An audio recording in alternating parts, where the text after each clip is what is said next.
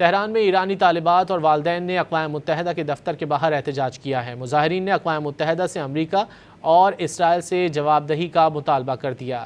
تہران میں ایرانی طالبات اور والدین نے اقوام متحدہ کے دفتر کے باہر احتجاج کیا ہے۔ مظاہرین نے اقوام متحدہ سے امریکہ اور اسرائیل سے جواب دہی کا مطالبہ کر دیا۔